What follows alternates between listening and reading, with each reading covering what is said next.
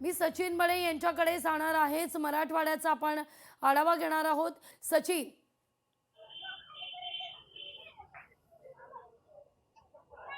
लागलीच आपण पाहताय मराठवाड्यामध्ये आता एक करिश्मा पाहायला मिळाला तो म्हणजे भाजपचा. कारण जो बहुमान होता म्हणजे आम्ही मोठे बंधू आहोत, आम्ही मोठा भाऊ आहोत हे बोलण्याचा, हं, तर हं, त्यांनी ते कायम ठेवल्याचं पाहायला मिळतंय. कारण एक विक्रमी मराठवाड्यामध्ये त्यांनी नगराध्यक्ष पदाचा जो सन्मान आहे तो ठेवलेला आहे. मराठवाड्यामध्ये वरिष्ठ नेत्यांनी विशेष लक्ष दिलेलं होतं, कारण निवडणुकीचा राजकीय आखाडा जर म्हणून ओळखलं जातं तर तो मराठवाडा आहे. कोणत्याही राजकीय पक्षाला जर शुभारंभ करायचा असेल, आपल्या पक्षाचं उद्घाटन करायचं असेल, युतीचं उद्घाटन करायचं असेल तर मराठवाड्यात निवडला जातो, म्हणजेच छत्रपती संभाजीनगर निवडलं जातं. यामध्ये पाहिलं तर भाजप स्वतः मोठा भाऊ झालेला आहे. त्यांनी सर्वाधिक जास्त जागा या ठिकाणी जिंकलेल्या आहेत. तर दुसरीकडे 1 नंबर, 2 नंबर आणि 3 नंबर जर असे क्रमांक काढले गेले तर या ठिकाणी शिवसेना जी एकनाथ शिंदे यांची शिवसेना आहे त्यांनी 11 नगराध्यक्ष, तर दुसरीकडे राष्ट्रवादीने देखील 11च, म्हणजे या ठिकाणी 1 नंबर, मात्र दोनही पक्ष 2 नंबरवर असल्याचं पाहायला मिळतंय. एक महत्वाचं जर पाहिलं गेलं तर पैठण या ठिकाणी भुमरेंचा गड म्हटला जातो. जे भुमरे पालक पुत्र, एक आमदार आहेत तर एक खासदार आहेत. यांच्या भूमीमध्ये एकाच दिवशी मुख्यमंत्री एकनाथ शिंदे, मुख्यमंत्री देवेंद्र फडणवीस आणि हं, दुसरीकडे हं. मुख्यमंत्री हे जे सभा घेत आहेत, मुख्यमंत्री आणि उपमुख्यमंत्री दोघांची सभा एकाच दिवशी या ठिकाणी होती. मात्र जेव्हा मुख्यमंत्र्यांची सभा संपली तर त्या खुर्च्या सोडून दुसऱ्या सभेसाठी तीच लोक गेलेली होती. म्हणजे आपण पाहू शकतो की दोघांची सभा ऐकण्यासाठी एकाच ठिकाणची लोक जातात, जनता जाते. आणि त्यानंतर या निकालाचे रिझल्ट जेव्हा समोर येतात तेव्हा हे स्पष्ट होतं की उपमुख्यमंत्री एकनाथ शिंदे यांचेच उमेदवार या ठिकाणी निवडून आलेले आहेत. म्हणजे काही ठिकाणी करिश्मा जो आहे तो भलेही एकत्र लढले जाते राज्यामध्ये, मात्र या ठिकाणी वेगवेगळे लढले गेलेले आहेत. एकीकडे शिवसेनेचे उमेदवार उभे केलेले होते तर दुसरीकडे भाजपचे उमेदवार उभे होते. आणि शिवसेनेच्या उमेदवाराच्या विरोधामध्ये भाजपचे स्टार प्रचारक गेले आणि त्यांनी त्या ठिकाणी विरोधामध्ये प्रचार केला. तर त्याचा परिणाम पाहिला तर त्या ठिकाणी असलेले शिवसेनेचे आमदार यांचे बंधू कुठेतरी त्यांना पराजय स्वीकारावा लागला.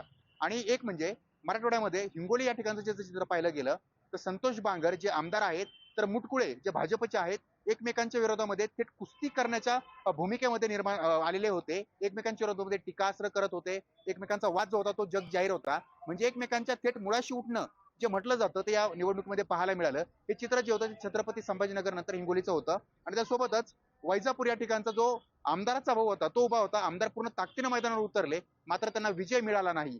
म्हणजे हे चित्र जे होतं ते मराठवाड्यातील एवढं बारीक होतं की अक्षरशः काटेकी टक्कर, कोण जिंकणार कोण निवडून येणार हा प्रश्न जो होता तो अनुत्तरित होता.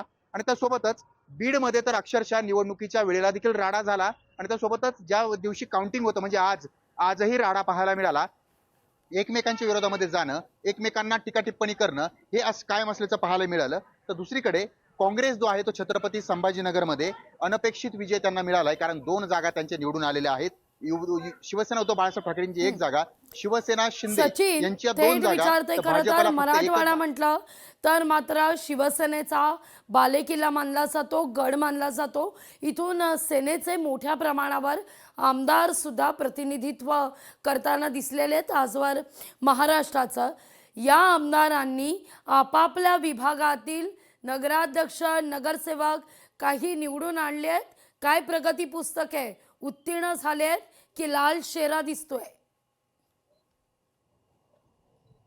लागवीजी आपण एक खूप महत्वाचा प्रश्न विचारलाय. कारण पक्षाचे सर्वे सर्वाच हे प्रचारासाठी येत होते आणि महत्वाचं म्हणजे बऱ्याच नेत्यांच्या खांद्यावर हे उमेदवार निवडून आणण्याची जबाबदारी दिली होती. मात्र या ठिकाणी भाजपचं पारडं जड भरलं, भाजपच मोठा भाऊ ठरला. तर हं. दुसरीकडे शिवसेना शिंदेगड जो आहे तो 2 नंबरवर आल्याचं पाहायला मिळालं. त्यांनी हे मान्य केलं की आम्ही छोटे भाऊच आहोत, आम्ही लहान भाऊच आहोत. हं. जो प्रयत्न केलेला होता तो म्हणजे, मात्र छत्रपती संभाजीनगर अपवाद आहे. या ठिकाणी शिंदे सेनेचे जे आहेत ते 2 जागा आलेल्या आहेत, हं, भाजपची हं. एकच जागा आलेली आहे. त्यामुळं छत्रपती संभाजीनगरमध्ये शिवसेना मोठा भाऊ झालाय. मात्र मराठवाड्यामध्ये जर पाहिलं तर भाजप मोठा भाऊ झालेला आहे. कारण पक्षाचे सर्वे सर्वा या ठिकाणी जेव्हा प्रचारासाठी येतात, प्रचारासाठी उतरतात, त्यांच्यावर मोठी जबाबदारी निश्चित. दिली जाते.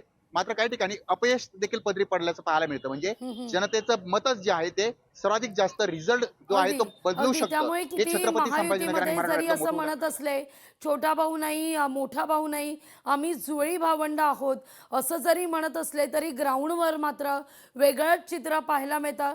भाजप या ठिकाणी वरचढ ठरताना दिसतोय, तर या मराठवाड्याचं प्रतिनिधित्व करणारी शिवसेना मात्र या निवडणुकीत म्हणावी तेवढी कामगिरी करताना दिसलेली नाहीये.